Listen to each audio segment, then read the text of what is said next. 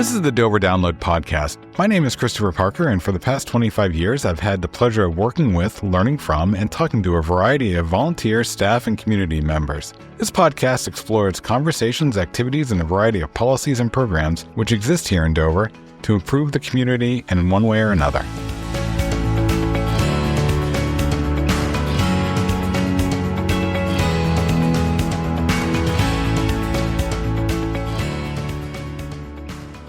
Now that July is here and the 4th of July has passed, we are ready for the Cochecho Arts Festival. Today, I'm joined by Margaret and Jed of the Chamber of Commerce, the Greater Dover Chamber of Commerce, I should add, to talk about this year's lineup, to talk about all things Cochecho Arts, and to talk about the weather.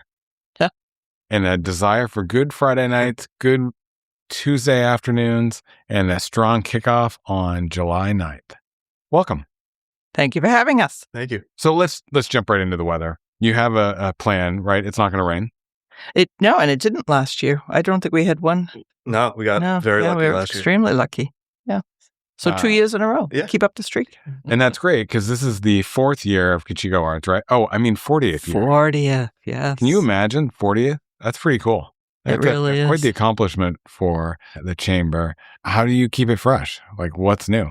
I think Jed will have to take the lead on this one. He's been an extremely terrific addition to this. He's built up a really good committee, but he is a musician himself, and I think that has brought a new perspective. So, Jed, I'm going to let you talk about all the great things that you've added to really make the Cochecho Arts Festival more appealing to a broader audience. Yeah, I mean, I think, like you said, I'm a musician. It's always been one of my biggest passions. We've built up a really good team around us, people who are really excited and passionate about not just music, but the arts in general, the art scene here in Dover. And yeah, we're excited with this year's lineup. I think we have a really good mix of original music, some cover music. I think just stuff that most people are going to really enjoy and be excited about. And the Seacoast has a really great scene for music. And so you don't have to look too far to find some really talented people.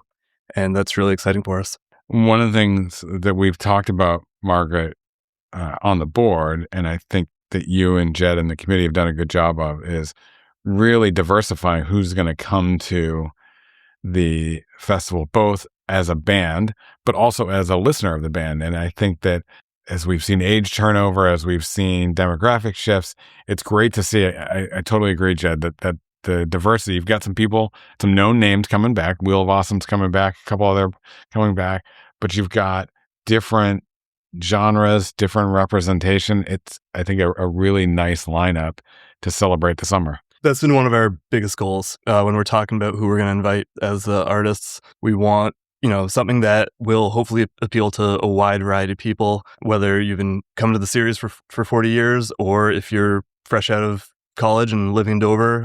Hopefully there's something for everyone, and maybe even if it's not the genre that you would usually go see, like hopefully people still come and check it out. Yeah, check it out and find it exciting and see the talent that all these different artists have. Margaret, from an operations standpoint, what's it like to put on the Arts Festival? Well, a big part from the Chamber's perspective is funding it. As you know, the concerts are free and open to the public. We're very proud of that fact that we can bring music and other forms of entertainment to people who might otherwise not have access.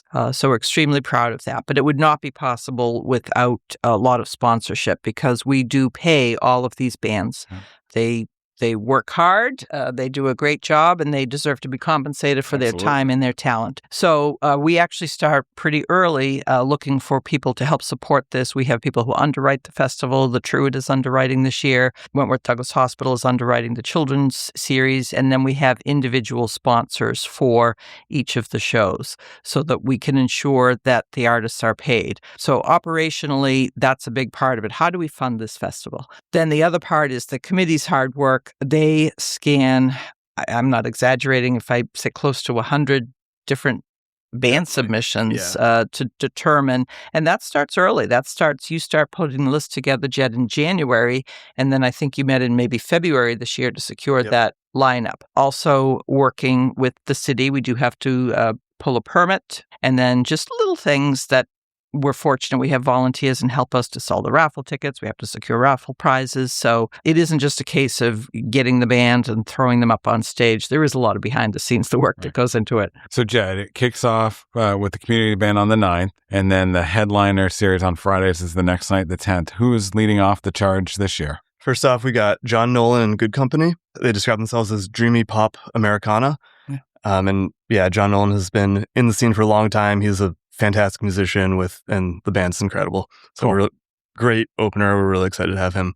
And then the children's series starts the following Tuesday. Correct. We'll have a new, group on that Tuesday. It's going to be the Seacoast Science Center.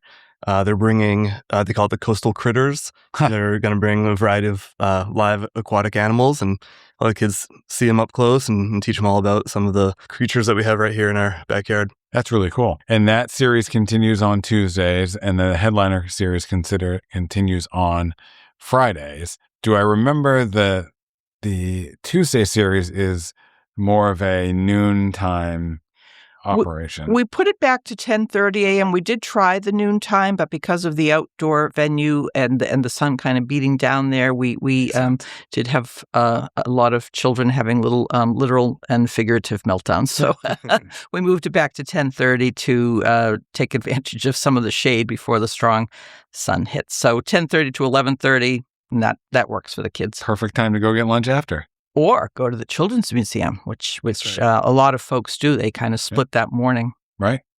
And then 6:30 to 8:30 for the headliner series? That's correct. Get in with your picnic dinner, enjoy some music, and then go wander around downtown after. Yeah, it's over, plenty early if you did want to do something. We have a lot of restaurants that are open later, but we see so many people, yourself included, who might, grab a pizza or grab a sandwich from a local restaurant and sit down there in the park and then dine al fresco. Are the buttons available this year? Is that another... Yes, and we have a new exciting update with the buttons. This year we have 3 different buttons available for purchase. Tiered buttons? That's Tiered right. buttons.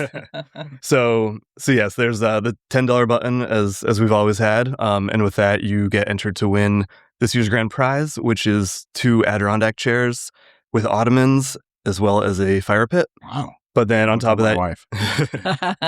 on top of that, you get a bottle of water at each show, and then the next tier is $25, and with that you get 5 free raffle tickets as well as the water and the enter to be to win the grand prize, and then the next tier you get all the same things, but then you also get a T-shirt as well as a duck at each show for our Chuck a Duck contest. So that seemed to be a big hit last year, the ducks. It was a lot of fun. Yeah. It was the first year we tried it, and we weren't sure if it was going to work, but it was a big hit, and I think people looked forward to it at each intermission. And the musicians didn't mind getting hit with ducks. They were surprisingly cool with it. A few of us would stand on stage to kind of guard the equipment. I bet. Not that a duck would damage anything, but we want to respect their stuff. Absolutely. So, Jed, we mentioned the buttons and the ducks being new last year. Anything new this year? Is there any other things that maybe if you haven't come in a couple of years, you should be ready to participate in? So one thing is that's brand new is we're teaming up with the Woodman Museum and putting on the first ever Cowabunga Fest.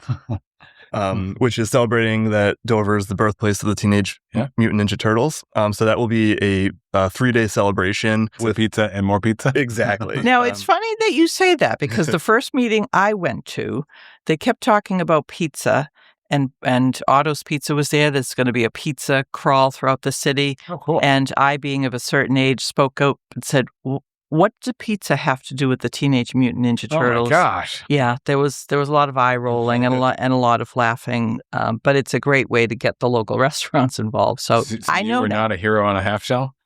Apparently not. Whatever that means. And then in for a penny, in for a pound. Later in the meeting, I said, by any chance, do the Teenage Mutant Ninja Turtles do anything with skateboards? And again, the eye rolling and the laughter. So, Jed, take it away. Yeah, so that's where we come in. We're helping to set up on Sunday, August 23rd. There's going to be a skate jam at the skate park. So we're going to have a food truck or 2. We'll have a skate competition with prizes, and the MC is going to be dressed up like Shredder. And we'll have a couple of live bands as well. Wow, that will be a hot costume for them if August is August. Exactly. But we're really excited about some of the prizes. It sounds like we're going to have a custom-made skateboard giveaway with Teenage Mutant Ninja Turtle artwork on it, as well as a few other exciting things. It seems to me that last year, the night of, especially the headliner, there was more of an effort for things to do besides just sit on a blanket and listen, which I'm all in favor of sitting on a blanket. But I remember when I was younger and my child was younger, and he would be like, I don't want to sit on a blanket and listen. Now it seems like more thought has gone into a full family experience. Absolutely. Yeah, some of us are unable to sit still, myself included. So yeah, we have a yard games area. We're gonna have an artist of the week at each show. Just someone from the area. It gives them a chance to showcase their artwork, sell their artwork, and then along with the food, we're just trying to give people a variety of things to do. Other if just sitting there and watching music isn't quite their thing, hopefully this can give them some options and just make it a little more welcoming, give the kids something to do if they're not ones to sit and watch music for 2 hours. A full family community experience. Yeah, not to know, the Ducks were a huge hit with the kids. I think that definitely helped keep the kids there until intermission. Margaret, as we wrap up, I think it's always important to recognize the sponsorship, and you mentioned earlier that we do have sponsors, or that the Chamber does have sponsors for the Arts Festival. Can we highlight some of them? Is that okay? Yeah, I mean, we absolutely should. So the Truett is the name of the new waterfront development across the river here. And heard. No? Oh, you should go see it if you have. Yeah, it's really nice. So they are underwriting the festival this year, and then we have Burns, Bryant, Cox, Rockefeller, and Durkin, PA, who have been a loyal partner for years and years and years. They underwrite the stage for the event, but they underwrite it all the way through Apple Harvest Day. And then, as I mentioned, the hospital, Mass General Brigham, Wentworth Douglas Hospital, our local hospital, is underwriting the children's series, and then Rotary Club of Dover, New Hampshire, has been a strong supporter of years. They're underwriting the entire Friday night series. In addition to that, there are so many more. We have individual local companies who step up every year to sponsor each of the individual Friday night shows. And then we have to mention La Festa Pizza, who donates the pizza each week for the bands to have a little something to nosh on while they're waiting to take the stage. So it really is a true community effort. Any other offerings or opportunities for arts as part of the Arts Festival? Yeah, so on Saturday, August 1st, we have our Creative Arts Showcase. That'll go from noon to 4 o'clock, and that is a chance for local artists of all types to come set up a booth, show off what they make, and they also get to sell what they make. It is completely free to be a part of it, and you keep any sales that you make. It's a really cool event. Every year we have everything from pottery to paintings to quilts and everything in between. So that's a really exciting thing. And then this year, part of that will be we're going to have a group of poets on the stage for Seconds of Poetry, and we'll also have a few acoustic singer-songwriters on the stage. Really rounds out makes it a true arts festival to have that type of art as well. And I do personally way too much shopping at that event, but it's the talent is amazing. Margaret, you mentioned the sponsors, and I'm glad we get to get the name out of those that are financially supporting it. I do want to, as we close out, recognize the efforts of Cliff Blake, who is not able to be part of this year's event physically, but I got to think spiritually, and part of his long-term relationship with the Chamber and the Cochecho Arts Festival, his presence will still be felt through this summer. Yes, we are dedicating the Cochecho Arts Festival to Cliff Blake this year. He was a long-time member of the Cochecho Arts Committee, a volunteer, a tall man. If you don't know, Cliff would be there in his green apron every Friday night selling the raffle tickets in his very nice way, active with the Friends of the Dover Public Library, active with the Dover Arts Commission, so a true volunteer, a good friend. It really is a true loss, a gentle giant of a human being, and passionate about the arts. Absolutely. When I started at the Chamber just about 2 years ago, I started just a couple of weeks before Cochecho Arts started. So I was very green. I really did not know what I was doing. And I really owe a lot to Cliff because he really took me under his wing and really encouraged me and gave me a lot of confidence when it came to, just kind of fleshing out my vision. And he just couldn't have been kinder and had better just spirit. And Yeah, it's a true champion of the arts. Absolutely. And a good human being. And we were joking earlier about the rain. It is a little bit different this year. I think it might be worth mentioning, Jed, what the plan is when it doesn't rain, but if it rains. Yeah, so in the past, we've gone to the Dover High School auditorium, but this year we've built in 2 rain dates to the end of the season. It'll be August 20th and August 28th if needed. And, hopefully that doesn't happen, but we really want to keep the concerts outside. I think it really impacts the vibe when we move it inside, and just not as many people to show up, understandably. So if there's a rain event, how will people know? Is it social media, website? Yes. Yeah, check our website, check our Instagram or Facebook page, and check our website for any other details as well. It's dovernh.org/artsfest, and that'll keep everyone up to date. Cool. Well, I always look forward to a summer in the park, and I look forward to this year's lineup. Thanks for coming in. We're looking forward to it as well, and thank you for coming out. We see you there every Friday night. We look forward to seeing many, many Dover and surrounding area people. This is something that brings people to downtown Dover, and it's great to see. Have a great day. Thank you. You too. Thank you. Dover has a wealth of history in its over 400 years of existence. Coming up, Mike Gillis is going to share some of that history with us. In 1920, if you visited the Cochecho cotton mills in Dover, you might have noticed a friendly old man wearing a straw hat at the Central Avenue entrance. He greeted everyone with a smile and a nod, and knew the names and faces of thousands of workers who passed through his gate.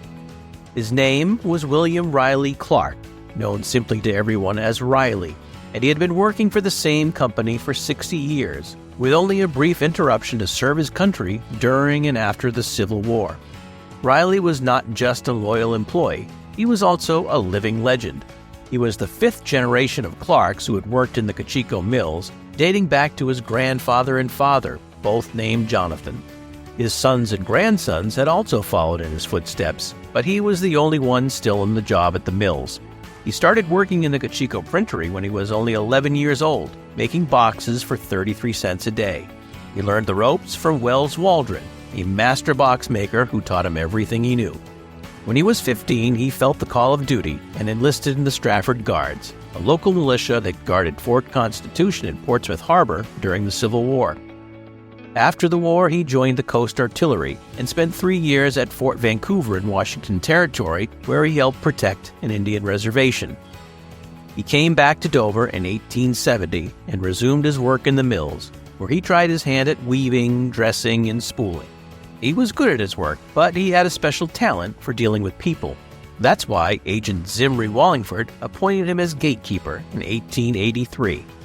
He saw 5 different agents come and go, but he always remained faithful to the company and its workers. Riley loved his job and his city, and said he had no plans to retire anytime soon. He had a large family to support and to be proud of. He and his wife Mary had 12 children. One of his great-grandchildren, Clifton Call, was killed in France during World War I. Riley honored his great-grandson's memory by wearing his Sawyer Post badge on his mill uniform. In a profile of Riley that appeared in the local newspaper This Week in 1920, it was said he never took much time off, except for the occasional week during the fall fairs. In fact, it was so rare that he took time off, the local newspaper reported later that year that he was planning a 2-week vacation to visit one of his sons in New York. The following year, in 1921, Riley would see his office at the mill yard entrance remodeled and expanded. The new space included a lounge area and smoking room. Riley was said to have painted his desk and chair, and even his straw hat, to match the color scheme of the new office. He would retire later that year, and just 2 years later, in 1923, William Riley Clark died at age 74, and was laid to rest at Pine Hill Cemetery in Dover. Thanks for listening to the Dover Download this week. If you like what you heard, subscribe through your favorite podcast aggregator. And if you have something you want to hear a topic on, let us know. Finally, this is just one of the many ways we share information about the city of Dover. You can subscribe to the Dover Downloads email newsletter every week or other newsletters that we have by going to the City of Dover homepage, www.dover.nh.gov. Have a great week.